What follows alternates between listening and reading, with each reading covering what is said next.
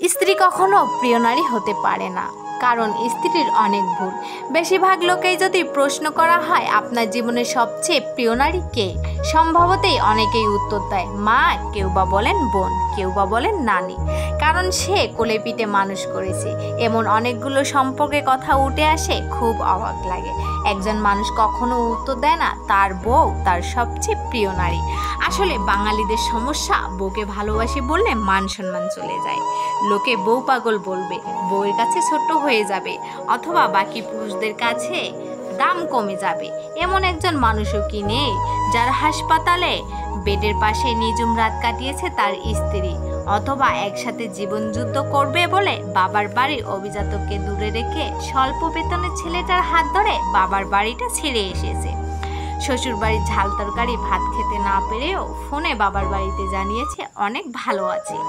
নারী নিজের বিছানায় মায়ের রান্না জন্মের পরেও বাড়িটার সব ফেলে আসা অনেক সহজ, যার কারণে বউ কখনো প্রিয় নারী হওয়ার যোগ্যতা রাখে না। কি মনে হয় একটা মেয়ে বিয়ে করে আসে আপনার বাড়িতে শুধু ঝগড়া করবে বলে? না, মানে তার নিজের বাড়ির বাবা মা প্রিয় কোলবালিশটা ছেড়ে আসে শুধু আপনার সংসার ভেঙে দেবে বলে?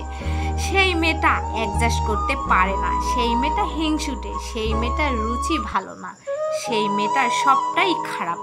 আসলে সেই মেয়েটার সাথে কেমনভাবে নিজেকে পেশ করছেন সেটা কি কখনো সেই মেয়েটার জায়গায় বসিয়ে দেখছেন?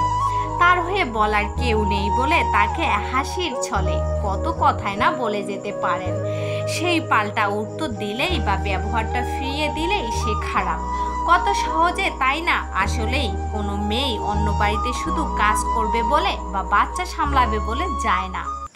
সে তার নিজের পরিবার ছেড়ে আসে সেখানেও একটা পরিবার পাবে এই ভেবে, শুধু পাল্টানো যায় আচরণগুলো আঘাত পেতে পেতে, আর তখন থেকে চারিদিকে বদনাম ছড়তে শুরু করে। বড়দের সম্মান করতে জানে না, বাবা শিক্ষা দেয়নি, এত কিছু পরেও নারী কখনো কারো প্রিয় নারী হতে পারে না। হ্যাঁ বন্ধুরা, এটাই হচ্ছে নারীদের কষ্টের দায়ক। তো বন্ধুরা, আমার ভিডিওটি থেকে যদি আপনাদের মনের মধ্যে কোনো অনুপ্রেরণা জেগে থাকে তাহলে অবশ্যই কমেন্ট করে জানাবেন। আর হ্যাঁ, লাইক করতে কিন্তু ভুলবেন না, কারণ আপনার একটা লাইক আমাকে ভিডিও বানাতে উৎসাহিত করে।